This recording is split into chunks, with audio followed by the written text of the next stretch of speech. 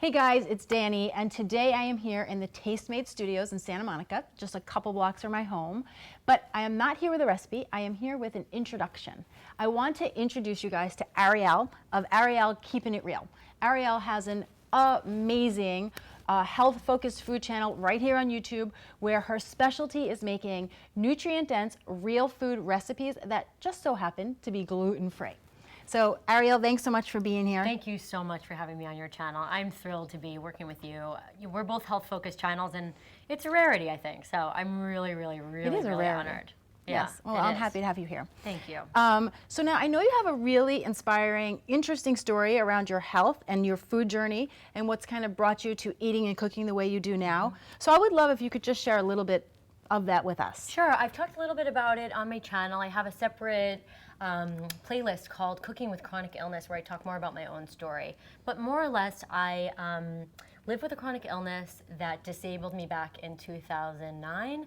And I spent a year in bed, and I was in a wheelchair, and I wasn't functioning at all. And it was a really tough period in my life. And as a result of that, I had to kind of assess all different aspects of my lifestyle, stress and management of all kinds of things. And so one of the most important things that I looked at was my diet. And I had hoped that it would be something simple like celiac, where I could just get on a gluten-free diet and heal and be better and never look back. I'd still have to be on a gluten-free diet, but I don't have celiac. And we don't really know what it is. So I'm not trying to be purposely mysterious about it or anything and keep you guys like in the dark. It's just one of those kind of bizarre things. So food and cooking and nutrition are kind of the bedrock of what helps.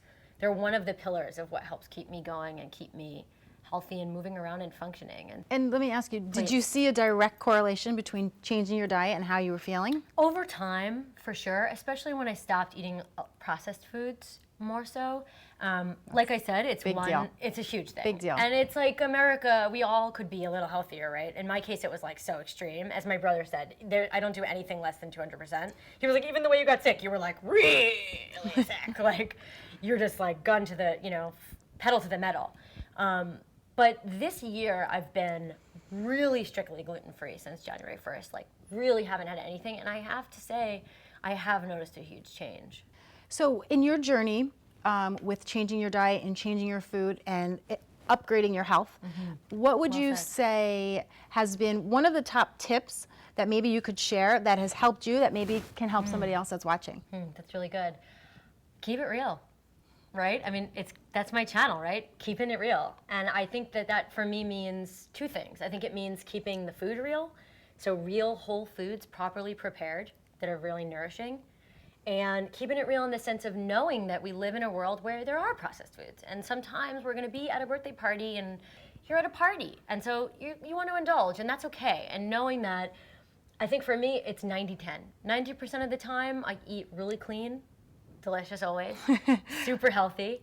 And 10% of the time I give myself that room so that I can keep it real in the world and just, feel like a human being with everybody and not, like a freak. And I think that's a great point, kind of allowing your diet to be where it is with wherever you are and giving yourself that little bit of flexibility while making health changes and upgrading your decisions around food. You gotta do it. Yeah, definitely. Totally. So if you were in the kitchen, if somebody's in the kitchen and they're trying to eat better, what would you say is one tip or trick that you would need to know that you find super helpful in the kitchen? That's so hard. Can I give two? Yes. Okay. I would say one, less is more. If you're using fresh seasonal food, it's gonna do most of the work for you. You roast some veggies up, olive oil, salt, a little lemon, a little garlic. Little garlic, you gotta have garlic. Those are my go-tos. That's all you need. Those flavor combos are all you need. So I would say that would be one. And if I had to pick a second, it would be to use healthy fats. And I think we have a fat bias against fats in our culture. For 20 years, we've been told fat makes us fat. And healthy fats, I think, a little butter, a little ghee, they just add a richness and a real wholesome nutrition to what we're eating. And yum. Yum, I hear ya. So those are two great points, right? So paying attention to the quality of your food and indulging in those healthy fats. And don't look at it as such an indulgent because it's really not as bad. It's got a bad rap over the years. It really has gotten a bad rap Yeah. over the years. And we're learning more and more that there are good fats and bad fats. Yeah. And the healthy fats, we need them. It's not fat that is the problem. It's Right. crap fat. Right, it's crap fat. It's crap fat. That's the You're problem. totally right about that. Yes. Butter is as old as time. And a little goes a long way. A little goes I a mean- long way. Well said. Okay, so before you go, Yeah. we're so happy to have you here. But before you go, I should say I'm so happy to have you here. I'm so happy to be with But you. before you go, if you were on my favorite question to ask everybody. Yeah. And if you were on a desert island Okay.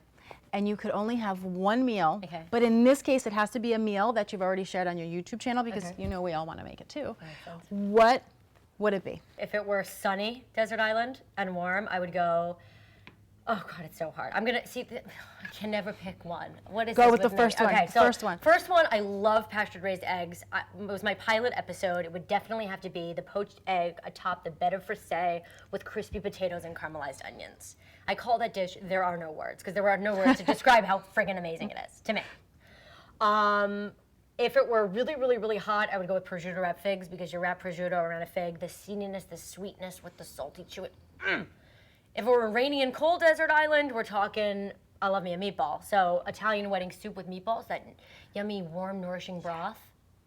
And those all sound delicious, and I know I want to try them. You guys probably want to try them too.